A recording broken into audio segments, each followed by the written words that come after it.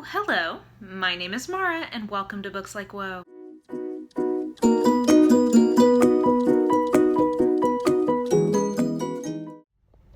Okay, guys, I actually got my Passenger to Frankfurt audiobook a lot quicker than I thought I would, and I've started listening to it on this Sunday as I'm driving around, and it's bad. It's real bad. I'm about 3 chapters in, and it is melodramatic and badly written, and if it wasn't Agatha Christie, I would DNF it.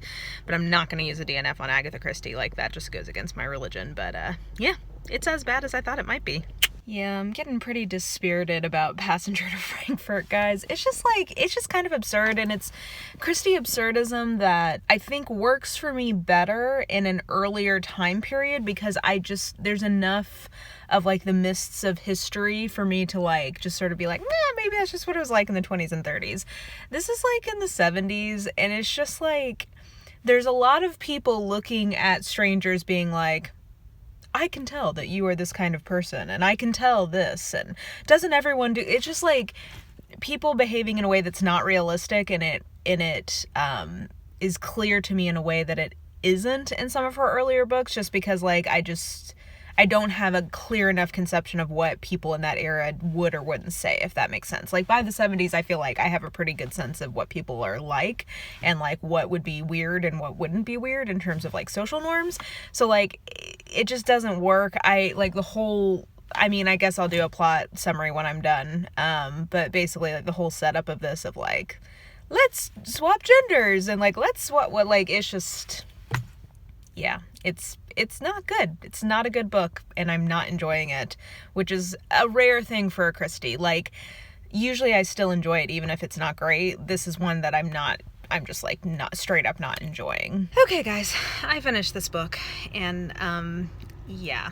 I am real sad to say that this is probably the first Agatha Christie I've ever read that I actively did not enjoy. So many problems with this book that I have, where to even start? So the premise of this is basically that it's like a spy thrillery kind of book. It's in the 70s. Our main character is a middle-aged diplomat who's returning home from Malaysia, and he's, like, very, like, middle of the road, and this mysterious woman who, like, mild spoilers, but who even cares, turns out to be a countess, of course, because everybody in this book is some kind of lord lady in the military ranked whatever. Like, it's so 1%-y. Anyway, she, like, sees him and is like, I can tell you're the kind of person who would be good for this mystery that I need you to help me with. And she, like, switches identities with him because apparently they look enough alike that she can pass for a 45-year-old man and he can, anyway. So then she mails him back. So they swap passports, and she mails him back his passport, and then, like, they meet, and he gets drawn into this, like, secret web of spies, even though he's, like, a diplomat, like, this whole other level, the British whatever, and they are trying to thwart a Nazi plot. Like, when I tell you that there's somebody with a Nazi, like, with a swastika on their heel, and that, like, it's positing a world in which Adolf Hitler, like, escaped, oh my gosh, it's just a lot. It's preposterous. The characters don't talk like real people. There's so much just, like, 1%-y elitist bullshit in this book. From a social history perspective, this is fascinating and would have been a fascinating part of Project Poirot. I'm glad I've read this from the sense of, like, when I do Mission Marple, I think this will help me with some, contextualizing some of my understanding of how Christie sort of evolves on some social issues. But, like, the amount of hand-wringing about kids these days is just, like, ridiculous. And like, all of that would be okay if it was fun, and it's not. It's so many, like, old people, like, doing nothing, talking. Like, the end solution of this is, like, completely absurd, like, pseudoscience.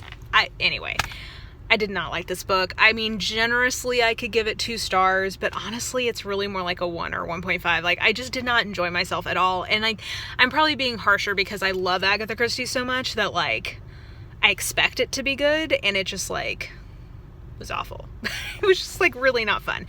Anyway, I'm done with it now, and I did last night request Winter at Death's Hotel by Kenneth M. Cameron, so that is my next one. So I'm hoping maybe I'll have a little more success with it, because it is like, so I believe Passenger to Frankfurt had an average of 2.98 stars, and I think that this next one has more like a 3.2, so like, it's a pretty big jump, so I'm hoping I have better success with it.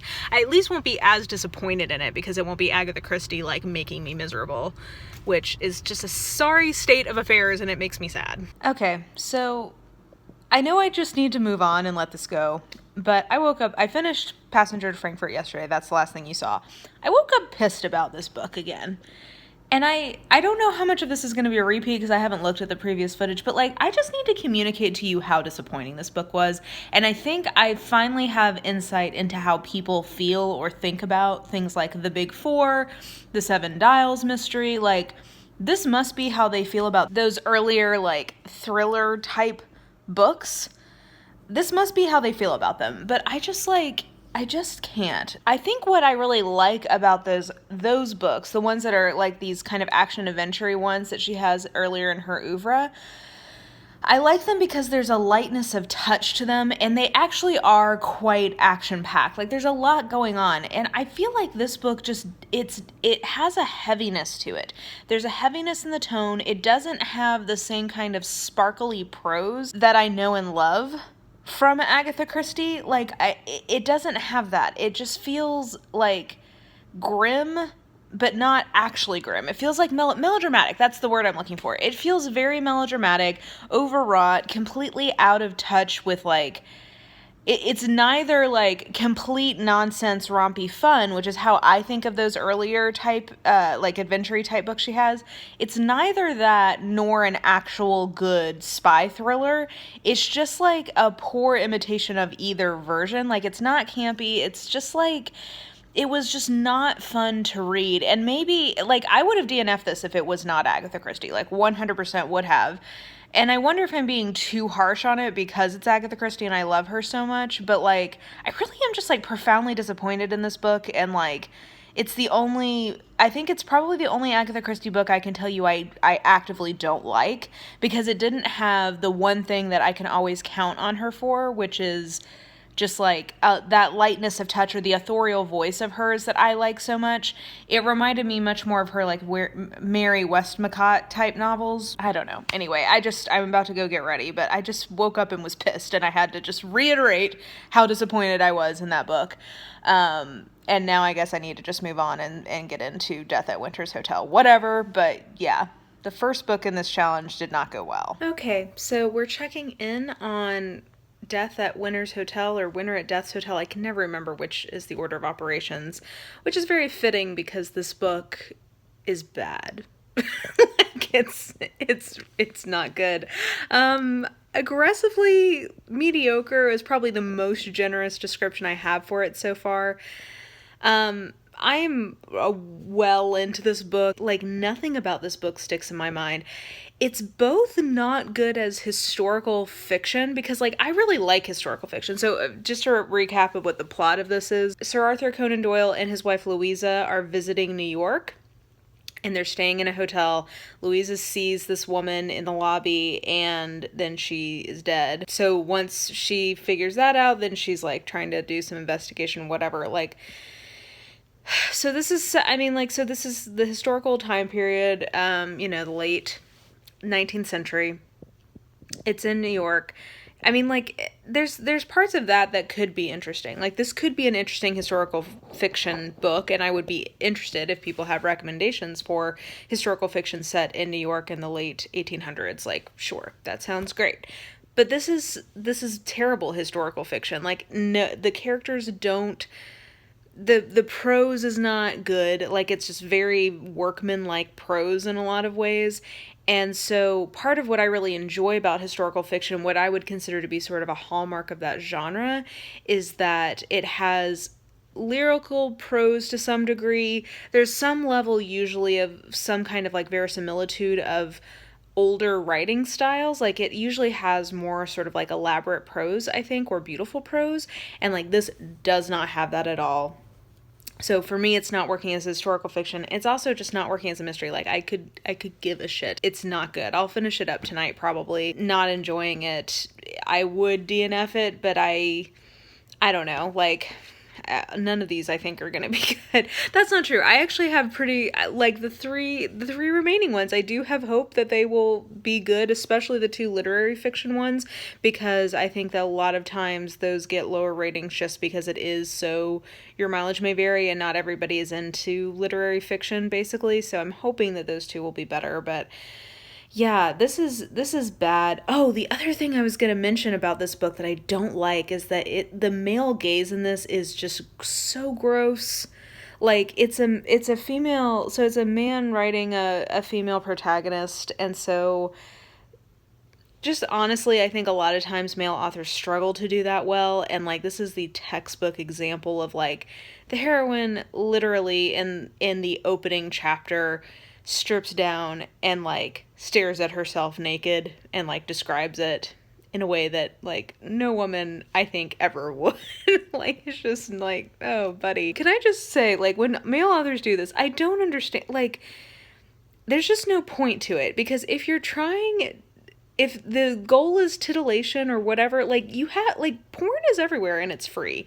So, like, I just don't understand why it's like, let me describe this, like, hot girl. Like, if that's what you're here for, like, there's erotica, or there's, like, if you want it written, and then, like, the porn is everywhere. So, like, I just don't understand. Anyway, the pervasiveness of the male gaze is truly astounding. So, anyway, this book is bad. I don't recommend it already. I think generously I could give it 2 stars, but I think really it's more of like a 1.5. It's just not, like, it's bad. It's not a good book, which is why it's on this, that's why it's on this list. It definitely deserves to be low rated. Okay, I went ahead and finished this up tonight.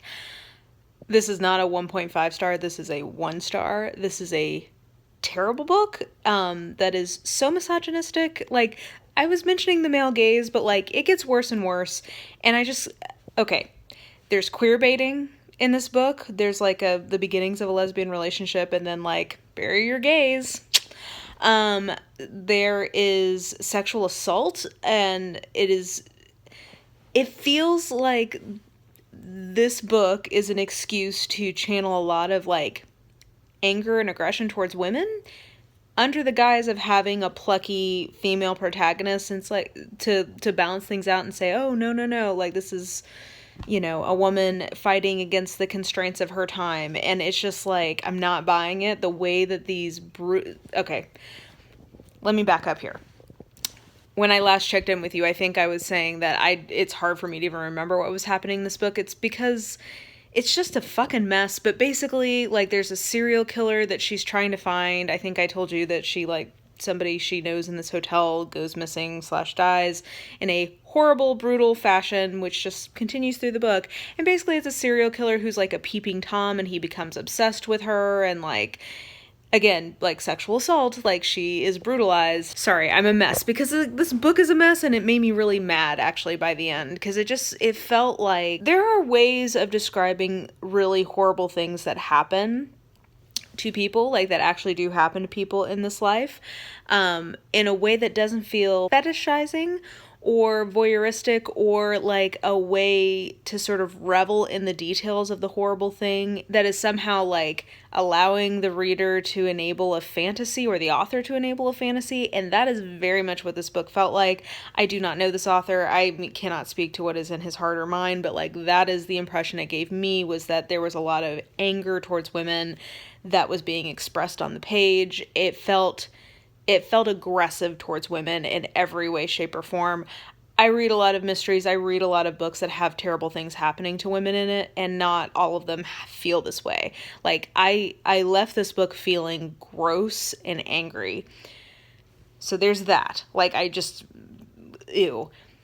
On a plot level, this has a terrible ending. Like, literally, I turned the page and it said acknowledgements, and I was like, what? I'm not sure if this was meant to be, like, I think this ending was meant to be profound, and also, let's talk about Arthur Conan Doyle in this book, like, let me put a pin in that and come back. I think it was meant to feel like, oh, like, you know, she has had, like, an awakening out of this, like, really restrictive relationship she's in with her husband, or, like, just, like, the complete disconnect that they are having between them. which I think is meant to be some sort of commentary on gender roles of the time. It just doesn't play and doesn't work as the ending of a mystery. It also doesn't work as the ending of it's not a literary fiction ending, which I assume is what the author was going for. It's just a bad ending. Teddy Roosevelt is in this, just side note. Not in any way that's fun or constructive, but he is in it. And then finally, let's get to Arthur Conan Doyle. So, I don't know much about the real Arthur Conan Doyle. I have gotten the impression he wasn't a great guy in the particular way that he is an asshole. A lot, I think, of the authors, and again, I don't know him, but the impression I got is his misogyny, that he is channeling through the characters in this book. Let me just read you my favorite one, which was, so Arthur Conan Doyle, pitches a hissy fit for no reason, goes off on tour, leaves his wife in a foreign city with, no money. She's, pawning shit, trying to just, survive in this fancy hotel he's left her in with no money to pay for it. And he, all of a sudden, he's coming back to her and he realizes he's been a complete asshole. But he has, there's this weird, daddy-daughter thing happening between them. It's paternalism, which is certainly a thing in Victorian, gender roles. I'm not denying that. There's the whole angel in the house bit where the woman is meant to be very, very pure. I mean, this is a huge part of why, prostitutes were such a huge part of, 19th century life. But so anyway, I'm not saying that this is an unrealistic attitude, but it is still gross, and there's something about the authorial voice in it that doesn't feel good. And the line that just officially I was I cannot believe I've endured this entire book, was when Arthur Conan Doyle thinks to himself, the truth was, he could not bear the idea of her not loving him. If some of that love was the love of a child to her father, that was only as it should be. What? Again, paternalism is one thing. Literally thinking that your wife, your lover, should be thinking of you as in a father-child relationship is so gross. And in the context of this book, it doesn't feel just like the patriarchy. It feels specifically weird and gross. This book was so bad. This book was much worse than Passenger to Frankfurt, and I'm gonna just happily give it a 1 star and move on with my life because I hated this book. It was awful. Okay, so good morning. Last night was when I finished the hellscape that was Winter at Death's Hotel. I need to debrief because that thing was just terrible. I did a palate cleanse this morning. So today's daylight savings, and so I had an extra hour. I woke up at what was 7 and is now 6. I couldn't go back to sleep, so I just went ahead and read Laura Lamont's Life and Pictures because I was able to get it out immediately from the library, and it was a really good palate cleanse. I'm making myself some coffee right now. So let me finish making myself my coffee. We'll go set up. I think that I've decided I'm going to break this video up into 2 vlogs because I still have 2 more books to read, and I feel like I have a lot I want to say about Laura Lamont's Life and Pictures, and by the time I do that, this video I think would start to get pretty long. So let me make my coffee. I'm making a little pour over here, and then let's meet back and we can debrief on these first 3 books because it has been a journey. And in case you were wondering, the coffee that I will be drinking here in a second is the Highland Grog from Bones Coffee. Leanna and Bethany have gotten me hooked on the stuff. This smells maybe the best of any of them. I have not yet tried it. This is the sample size, but I'm very excited. I'm going to put some heavy whipping cream in this bad boy, and we are going to get to getting. Okay, let's just go ahead and check in on Laura Lamont's Life and Pictures by Emma Straub, and then I'll tell you kind of where my head's at going into the rounding the bend on this project, if you will. So Laura Lamont's Life and Pictures, I quite enjoyed. I think I would give it a 3.5 star. Like I was saying, I just kind of read it in one big gulp and didn't really have a lot to kind of vlog about while I was reading it because, yeah, I was mostly just enjoying it. It is the story, it's like a kind of, it's told in an interesting style. It's told almost like a biography or something, kind of like what I've gathered, what's it called? The Seven Husbands of Evelyn Hugo. by, I think, Taylor Jenkins Reid. It reminds me of what people say about that book, which is that it reads kind of like the biography of a Hollywood starlet, like a made-up Hollywood starlet. So you start with Elsa Emerson, before she becomes Laura Lamont when she goes to Hollywood. You start with her when she is back home in Wisconsin, and her parents run like kind of a summer theater troupe thing, like kind of like what I've always heard about in the Catskills, like it's sort of like summer playhouse type thing. And she has 2 older sisters, she's the baby, and her middle sister Hildy is very dramatic, and I kind of wish that the book had just been about that part of her life for the most part, because that was probably the thing I was most interested in. Her sister, essentially, this happens in the first chapter, so I don't feel like this is too big of a spoiler, but basically her sister commits suicide, and I just was really moved by it. I really liked the way that part of the book went. And then Elsa decides to kind of like, she falls in love with one of the actors who she's acting with, I think when she's 17. And so then they run off to Hollywood together, they get married, and it's just about her life. And it's like, I think from there, like the middle chunk of the book was probably some of the stuff I was least interested in, just because it played out pretty predictably in terms of like she has a rise, and then she has like some drug issues, like substance issues, like, you know, marriage, divorce, like all of that, and then it sort of ends with her kind of you know, like where it follows her for about 40 years, so she's like 60-ish, and kind of like where she's at in her career by then, and like kind of where she's going. So I thought that the writing on this was really nice. I would be definitely interested in reading something else from Emma Straub. I don't know that this actual subject matter is all that interesting to me, and actually it was helpful because I think this has clarified for me that I probably won't read the Seven,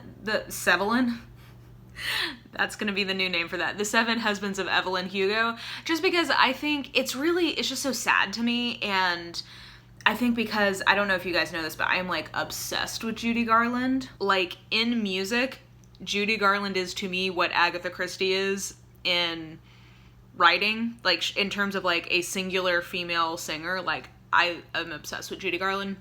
And there's so many parallels to her story in this book. I mean, the same way that Judy Garland's story is one of the more extreme versions of what was a very common story in kind of old Hollywood, in terms of just really people being used and abused, and you know, kind of from these little communities trying to make their name, and kind of the naivety you have, and how that kind of gets drained away, and then how, you know, the public loves you and then hates you, and just all of that. And I think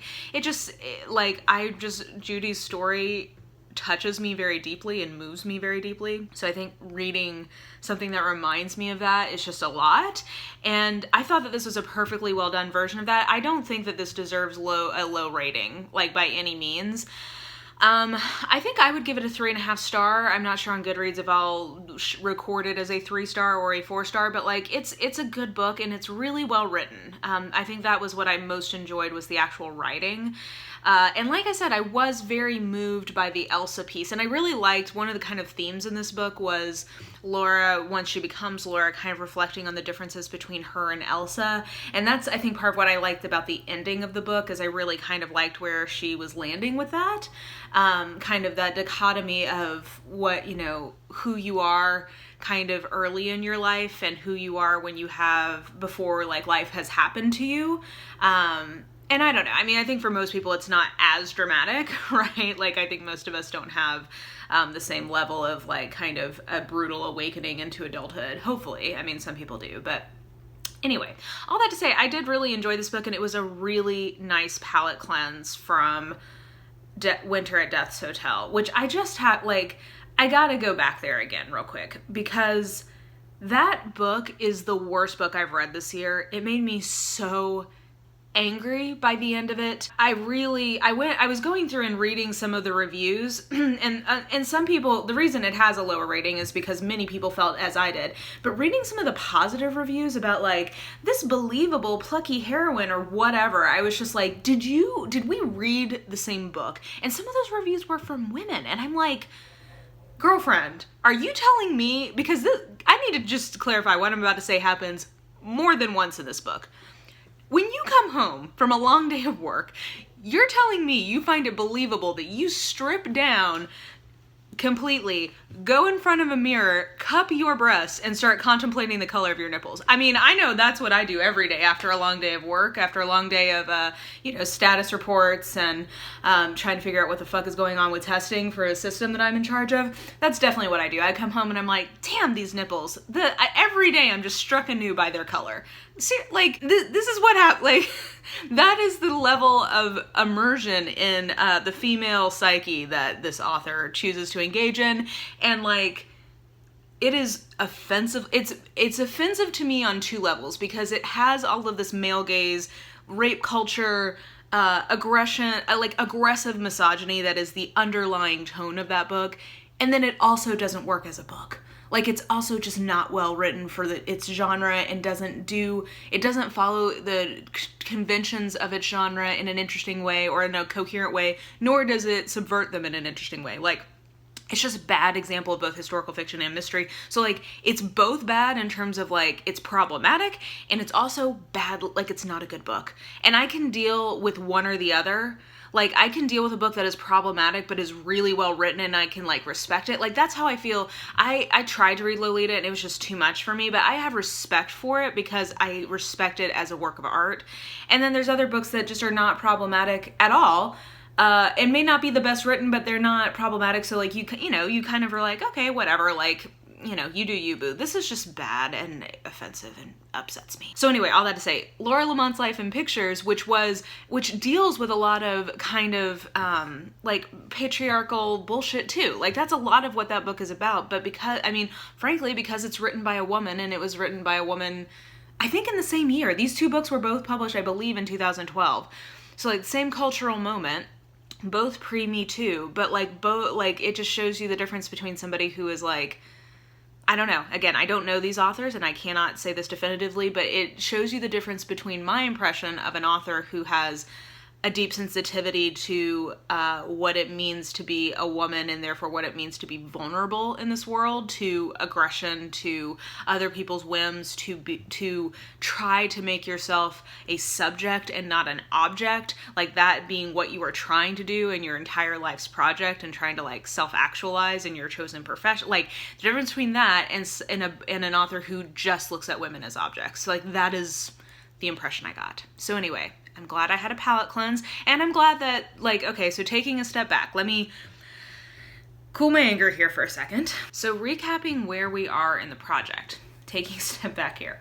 So I had 5 books that I'd picked out, and I've read 3 of them so far, and I'm gonna, like I said, I'm gonna break this up just because I don't want these to be oppressively long, and I do want to do a little wrap up once I've gotten through all of it, kind of reflecting on what I have learned from this. So, first of all, I had Passenger to Frankfurt by Agatha Christie. Of the 3, I would say it's the most disappointing just because Agatha Christie is probably my all-time favorite author, and it just wasn't, it's the worst book I've ever read from her, and it just wasn't enjoyable. Usually, even if they're not the best, I still have fun reading it, and I didn't have fun reading this. So, it, however, was a ray of sunshine compared to Winter at Death's Hotel by Kenneth M. Cameron.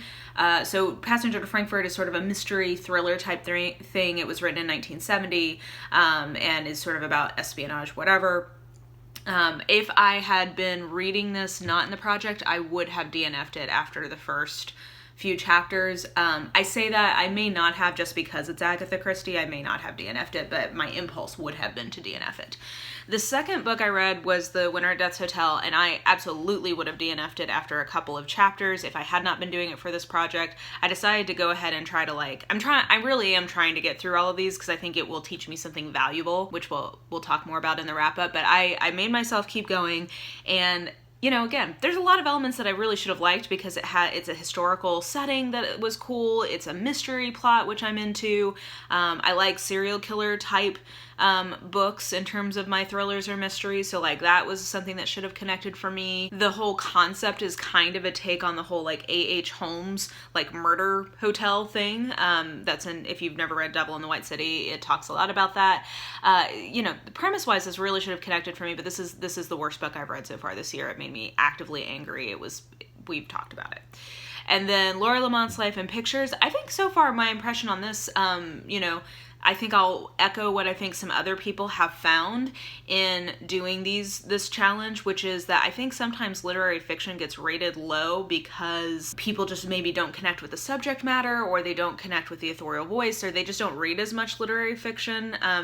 So maybe it just like didn't have enough going on or something for people. I don't know. I was looking at some of the reviews, and the biggest complaint I've seen is people found it boring, basically, which is something I think literary fiction gets a lot from people. And I mean, fair enough. If you weren't engaged by it, that makes complete sense. Pretty much everyone, though, says, like, this was really well written and, like, would read something else from her. This particular book just didn't work for me. And, like, fair enough. So I think that that's probably why that book is ranked pretty low. But the other two, it's very clear why they have low ratings. So far for the project, the 3 that I've read, I'd say I agree with the low rating on 2 completely. And the other one I understand, but I liked it better than it seems the consensus is. So those are 3 so far. I've got 2 left, one of which is a mystery, Death at Breakfast by Beth Gutcheon.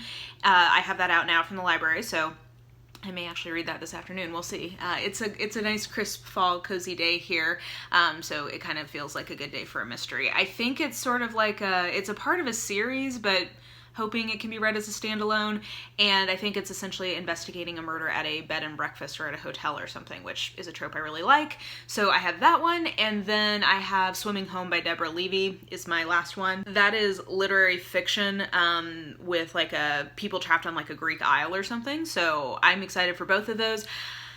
If I'm guessing based on how the project has gone so far, I think I'm more likely to like Swimming Home and less likely to like Death at Breakfast, just because both of the mysteries that were rated low for me I did not like, and the literary fiction thing that was rated low I did like. So that is my tentative prediction. If I'm going to like one and not like the other, that would be my guess. But I'm hoping that I'm surprised and end up liking both. We'll see how that goes. But anyway, so I will have one more vlog kind of video like this where I talk to you guys while I'm reading those 2, and then I'll do like a wrap up and kind of talk about lessons learned and would I do this again, and if I think it's worth you guys doing, and I don't know, just any takeaways and wrap ups. But anyway, I think that will do it for this installment, so stay tuned. In a few weeks you'll probably be seeing the next wrap up. And yeah, I'm just sort of rambling at this point because this is vlog style and I'm not as put together. But anyway, if you enjoyed this video, please like, subscribe, follow me on the social medias if you are so inclined. I have all that information listed in the description box below, and I will talk to you soon. Bye.